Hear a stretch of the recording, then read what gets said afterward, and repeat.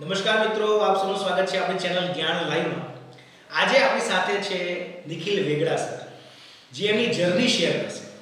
જે ગુજરાતના વિદ્યાર્થીઓને એક બીક હોય છે ને કે આપણે તો ગુજરાતી, આપણે બેંકમાં નોકરી ના લઈ શકીએ, તો આ એનો જવાબ છે. તો નિખિલ સર ટૂંક જ સમયમાં સારી મહેનત કરીને એક બેન્કર બન્યા છે. તો એમની જર્ની આપણે એમના મોઢે જ સાંભળીશું.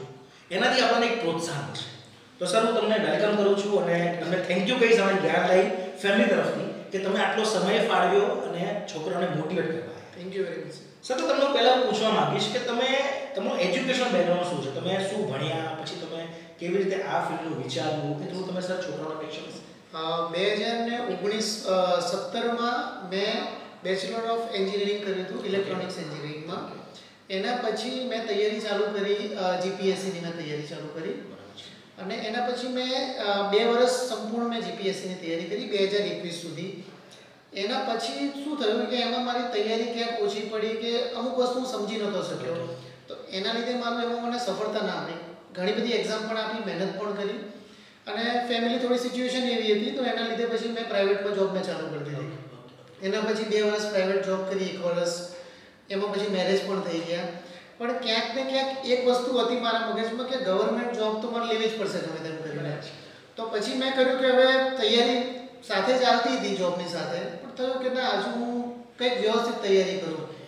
તો એમાં એક દિવસ એવો હતો કે મારા વાઈફને અમે બે વાતો કરતા હતા કે હું પછી ફરી પાછું જીપીએસસી ચાલુ કરું ફરી વાર.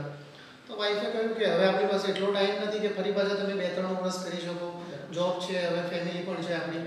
તો કે એક કામ કરો, તમે બેન્કિંગની કરો તૈયારી, તમારું જો મેથ્સ, રીઝનિંગ, ઇંગ્લિશ 3 જ સબ્જેક્ટ એમાં કરવાનો. મેં કહ્યું ચલો એ કરીએ. તો પછી પાછું મેં એક નજીકના એક ક્લાસીસ હતા, ત્યાં સરને મળીને મેં ક્લાસ ચાલુ કર્યા અને બીજા દિવસથી મેં ચાલુ કર્યું. તો મારું શેડ્યુલ કંઈક એવો હતો, મારી જે ઓફિસનો ટાઈમિંગ હતો એ 12 થી 10 હતો, બપોરના 12 થી રાતના 10. તો સવારે 8 થી 10 હું ક્લાસમાં જાઉં, 10 વાગ્યા પછી ત્યાં હું બેસું, 1 કલાક હું ત્યાં વાંચું, પછી પાછું ઘરે જાઉં, ઘરે જઈને ટિફિન લઈને સીધો ઓફિસ, આખો દિવસ ઓફિસમાં રહેવાનું અને એના પછી રાત્રે 10 વાગે આવું, 10 વાગે આવીને પાછું 2 કલાક પ્રેક્ટિસ કરું. આ રીતે મેં 2 મહિના મેં તૈયારી કરી. પછી જેવી મારી ગ્રીપ આવી થોડી કે ભાઈ હવે મને વાંધો નહીં આવે, એના પછી મેં વિચાર્યું કે હવે હું જોબ છોડીને હું ફૂલ ટાઈમ તૈયારી કરું. કે જે ડર હતો પહેલાં મારો, પહેલાં શું હતું કે હું પહેલાં તૈયારી જ્યારે જીપીએસસી કરતો ત્યારે થોડો હું બેન્કિંગની એક્ઝામ આપતો હતો. પણ ત્યારે શું હતું, મને એક ડર હતો ઇંગ્લિશ, કે અંદર જે ઇંગ્લિશમાં જે ક્વેશ્ચન હતા તો એ હું વાંચી પણ નહોતો શકતો.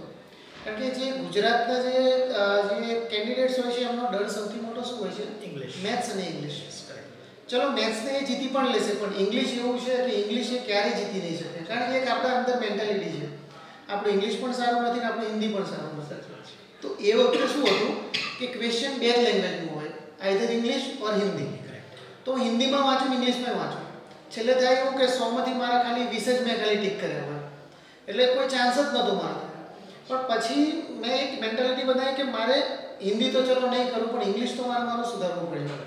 પછી મેં ઇંગ્લિશ ઉપર મેં ફોકસ કર્યું. એવું ધીરે ધીરે કરતો ગયો. ઇંગ્લિશ ન્યૂઝપેપર વાંચ્યા, જે મેથ્સ અને જે રિઝનિંગ સબ્જેક્ટ છે એ મેં મારા સ્ટ્રોંગ કર્યા. ઇંગ્લિશમાં મને ગુરુ મળ્યા કે જેમણે મને ઇંગ્લિશમાં મને ગાઈડન્સ આપ્યું. ન્યૂઝપેપર વાંચ્યા અને ધીરે ધીરે મેં એક્ઝામ આપી. તો લાસ્ટ યર કંઈક મેં 35 થી 40 જેટલી મેં એક્ઝામ આપી. માર્ચ 2022 પછી બધી અલગ અલગ એક્ઝામ, પ્રિલિમ, મેન્સ. તો પછી ધીરે ધીરે મને રિઝલ્ટ, પહેલાં મારાથી પ્રિલિમ એક્ઝામ પણ ક્લિયર નથી થઈ. પણ પછી મને ખબર પડી કે અચ્છા, હું આ રીતે જો હું મહેનત કરીશ ને, કારણ કે મહેનતમાં શું છે કે અત્યારે સ્ટુડન્ટ શું કરે છે, 8 કલાક આજે વાંચે, પછી 2 દિવસ ખોવાઈ જાય. પણ એવું નથી, 5-6 કલાક વાંચો ઇનફ છે.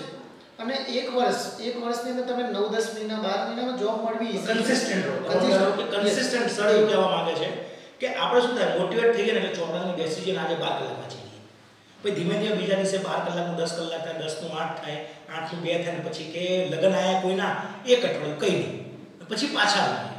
સર એવું કહેવા આવે આવું કરશો તો સિલેક્શનના ચાન્સ ઓછા છે. તમે ભલે 2 જ કલાક વાંચો, પણ 2 કલાક તમે ડેઈલી ગમે તે સંજોગો બન્યા હોય એને કન્સિસ્ટન્ટ, તો તમે 6 મહિના 9 મહિનામાં તમને રિઝલ્ટ મળી શકે. જી જો સરે જે સ્ટોરી કી તમે આખું સમજો, તમારા જેટલા મગજમાં પ્રશ્ન છે, તમારા જેટલા બહાના છે ને એ બધાય સરે જવાબ આપ્યા છે.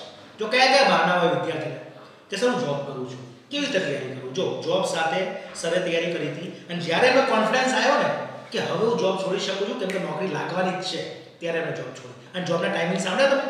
12 થી 10, બપોરે 12 વાગે જવાનું, રાતે 10 વાગે આવવાનું. એના પછી વાંચવાની ઈચ્છા થાય, પણ સરને નોકરી લેવી હતી. અને પછી જો સર સમય સાથે બદલાયા. આ ઘણું શીખવા જેવું છે. જીપીએસસી તૈયારી કરી, પછી સરને એવું લાગ્યું કે અહીંયા મહેનત મારી ફળતી નથી, પ્રાઇવેટ જોબ જોઈન કરી લીધી કેમ કે ઘર પણ સંભાળવાનું હતું. એના પછી ફરી એમને વિચાર આવ્યો કે સરકારી નોકરી લેવી જ છે, તો સૌથી ઈઝી રસ્તો હતો વિચારીને કે ભલે એમાં મહેનત કરવી પડશે ને, જીપીએસસી મહેનત લઈ સફળતા ના હોય શું ફરક પડે છે. બેન્કિંગનું વિચાર્યું અને માર્ચ 2022, તમે ધ્યાનથી સાંભળ્યું કે નહીં તમે તો કહું, માર્ચ 2022 એટલે 7-8 મહિના પહેલાની વાત છે.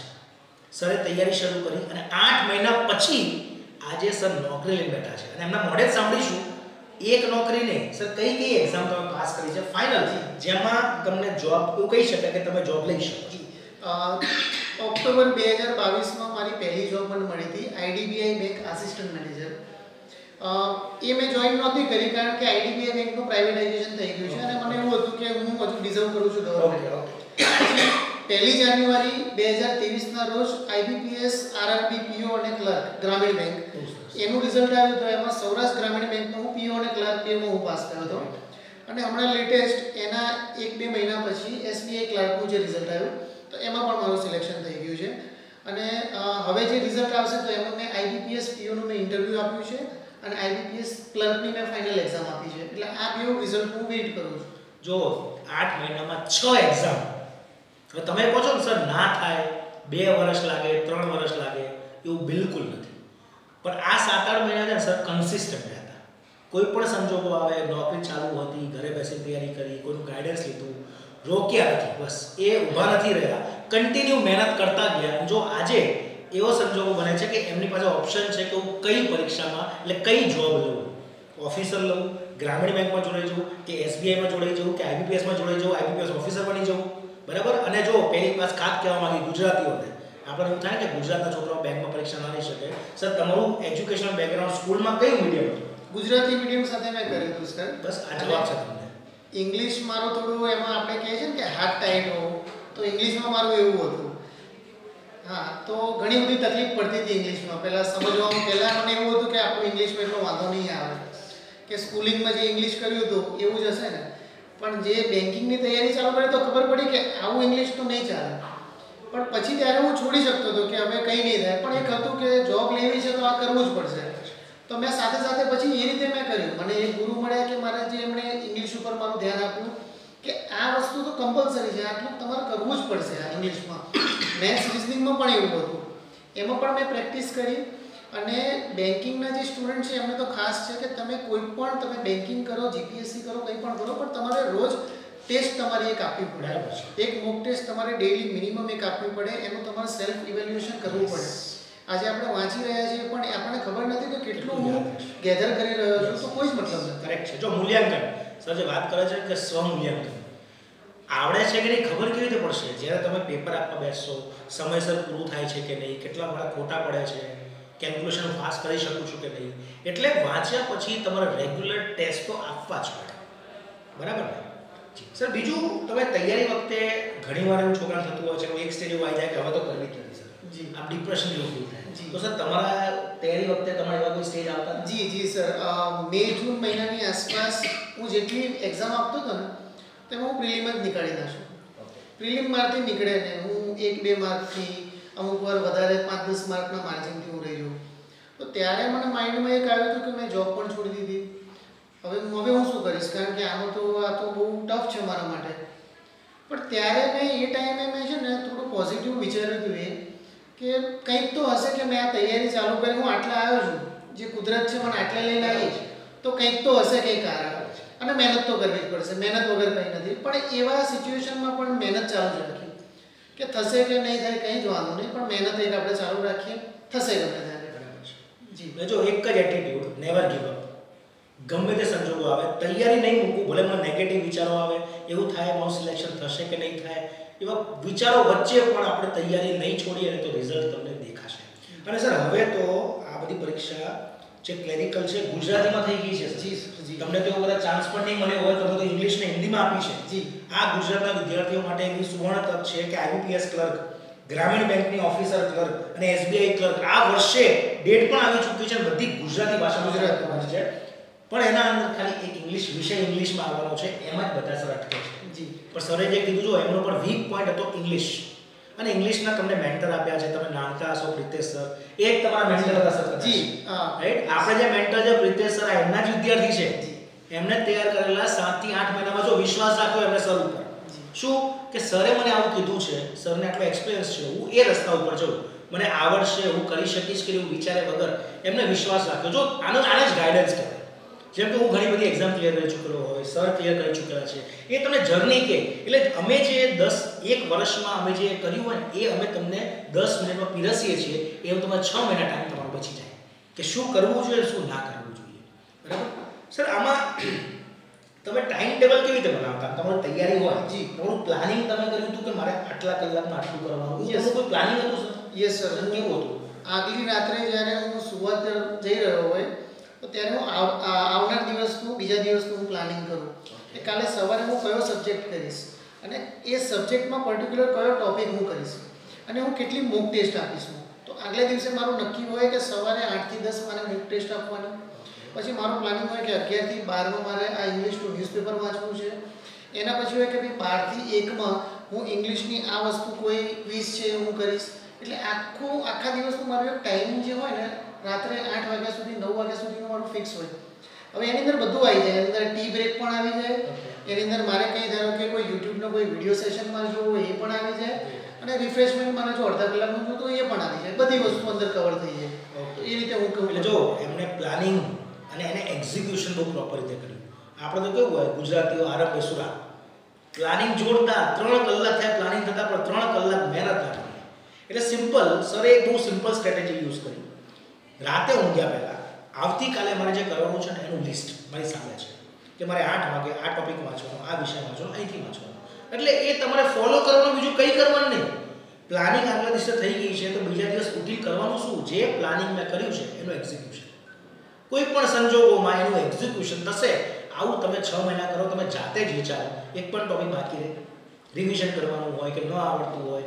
એટલે આમાં એક જ નિયમ છે, proper planning, hard work, patience, confidence, પોતા ઉપર વિશ્વાસ કે ના હું કરી શકીશ, અને એક્ઝિક્યુશન. તો પોતા ઉપર વિશ્વાસ તો રાખવો પડશે અને મહેનત તો કરવી પડશે. મહેનત હવે કંઈ જ મળવાનું નથી. સર બીજું કંઈ તમે આપણા વિદ્યાર્થીઓને કહેવા માંગો જી કે જે તમે અનુભવ કર્યો છે કે એમના વિશે, કે એ લોકો આમ ગભરાય નહીં અને તૈયારી સારી રીતે કરે, તો પ્લીઝ સર આપણે કંઈ. જી પહેલાં તો કોઈ પણ એક્ઝામ માટે આપણે તૈયારી કરતા હોઈએ ને તો પહેલાં જે પાછલા વર્ષના જે ક્વેશ્ચન્સ છે પેપર, એને પહેલાં એકવાર તમારે ફેરવવા પડે, એને સમજવા પડે. અને કોઈ પણ એક્ઝામને સમજતા પહેલાં એની જે એક્ઝામની પદ્ધતિ જે છે એ આપણને ખબર હોવી જોઈએ કે આ એક્ઝામ શું માગે છે આપણી. બેન્કિંગની તૈયારી, બેન્કિંગ જોબ એવી છે કે એમાં તમારે અંડર પ્રેશર સારું એવું એક્યુરેસી સાથે તમારે કામ કરવું પડે. એટલા માટે એ લોકોની માંગ એવી છે કે એ લોકોનો સિલેબસ પણ એવો છે કે તમે ફટાફટ તમે પૂરું કરો, તમે પેપર તમે ફાસ્ટ પૂરું કરો, તમે સિલેબસ તમે 6-12 મહિનામાં તમે કમ્પ્લીટ કરો, અને એક્ઝામ પણ એ લોકોને ફટાફટ આવશે. એ લોકો મેઇન્સ એક્ઝામમાં ટાઈમ ખાલી અઠવાડિયું 10 દિવસ આપશે, કારણ કે એ લોકોને ફાસ્ટ લોકો જોઈએ છે. બેંકની નીડ છે ફાસ્ટ, એ લોકોને મતલબ સ્પીડ છે, એટલે ત્યાં તમને સ્પીડનો ખેલ છે. તો જ્યારે આ આપણે જ્યારે સમજીએ છીએ ત્યારે આપણા માટે ઇઝી રહે છે કે હવે મારે કઈ દિશામાં મહેનત કરવી. તો એ છે વસ્તુ. અને બીજું કે ક્યારે પણ ગીવઅપ નહીં કરવાનું. તમે કોઈ પણ તમે તૈયારી કરતા હોય દરેક જગ્યાએ મહેનત તો જરૂરી છે. મહેનત વગર આજે કોઈ પણ એક્ઝામ ક્લિયર નથી થતી. કોઈ પણ એક્ઝામ લઈ લો, જીપીએસસી હોય, યુપીએસસી હોય, બેન્કિંગ હોય, કારણ કે અત્યારે કોમ્પિટિશન દરેક જગ્યાએ છે સર. એટલે એવું છે નહીં કે ભાઈ બેન્કિંગમાં એવું છે કે ભાઈ ઓછા લોકો છે અને થઈ જાય છે. ત્યાં પણ લાખો લોકો બેસે છે એક્ઝામમાં, ત્યાં પણ પ્રિલિમ આપવું પડે, મેઇન્સ આપવું પડે, ઇન્ટરવ્યૂ આપવું પડે, પણ જી પણ કન્સિસ્ટન્ટ તો રહેવું પડે દરેક જગ્યાએ. રોજનું રોજ તમારે. અને જ્યારે આપણે તૈયારી કરીએ છીએ ને સર, ત્યારે આપણી માટે શનિ રવિ હોતા નથી, દિવાળી હોળી તહેવાર હોતી નથી. હું લાઇબ્રેરીમાં સર જતો હતો તો અમારે કોઈ રજા હોય જ નહીં લાઇબ્રેરીમાં. અમે દિવાળીમાં પણ સર અમે લોકો લાઇબ્રેરીમાં જતા હતા. જો એક દિવાળીનો ભોગ આપો ને તો આવતી બધી દિવાળી સુધરી જાય જી. અને આ ભોગ ના આપી શકો તો દર દિવાળીએ તમને એવું થશે કે યાર આ દિવાળી જેવી લાગતી નથી. બરાબર? એટલે એક દિવાળી, એક હોળી, એક ઉત્તરાયણ, એક જ વાર જિંદગીમાં એક વર્ષનો ભોગ આપી દો.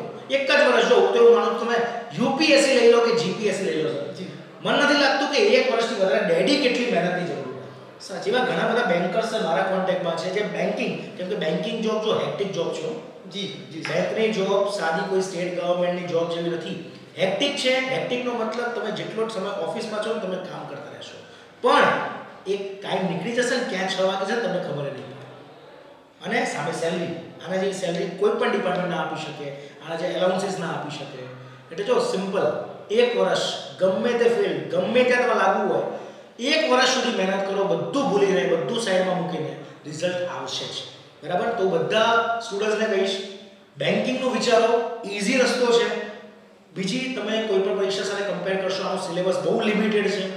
4 જ સબ્જેક્ટ તમારે કરવાના હોય છે, મેથ્સ, ઇંગ્લિશ, રીઝનિંગ અને કરંટ અફેર્સ. એના તો બેન્કિંગ અવેરનેસ. અને આપણે ગ્રામીણ બેંકમાં તો એવું છે કે હિન્દી પણ ઓપ્શન છે. ઇંગ્લિશમાં પેપર ના આપવું હોય, ઇંગ્લિશનો સબ્જેક્ટ જ ના આપવું હોય તો તમે હિન્દી આપો. એટલે હવે ગુજરાતીઓ માટે દ્વાર ખુલી ગયા છે. તો આ વર્ષે જ 4 થી 5 મહિનામાં પરીક્ષાઓની લાઈન લાગવાની છે. તૈયાર થઈ જજો, બાય ચડાવી દેજો અને જ્ઞાન લાવજો, તમારી સાથે છે જ. રાઈટ. આપણે એની બેચીસ અત્યારે ચાલે પણ છે, ન્યૂ બેચીસ પણ શરૂ કરીશું. પૂરો 1 વર્ષ તમારે આપવાનો છે ડેડિકેટલી. 4 જ વિષય આપણે સરકારી નોકરી બેંકમાં લાગી શકીએ છીએ. ઓકે. તો આપણે સર થેન્ક યુ કહીશું. Thank you very much sir, આટલો ટાઈમ તમે આપ્યો. જય હિન્દ.